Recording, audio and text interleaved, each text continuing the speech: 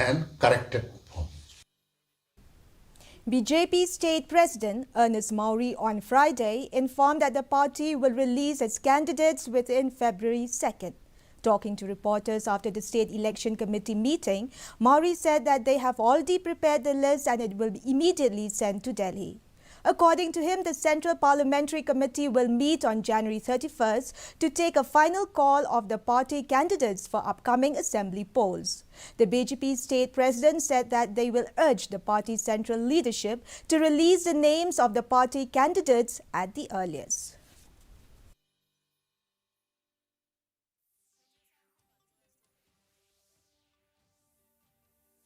So we have prepared the list today.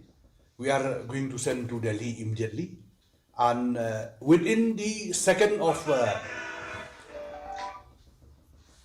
February, we are going to declare the ticket.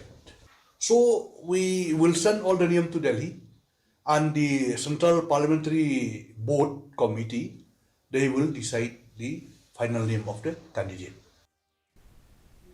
BJP state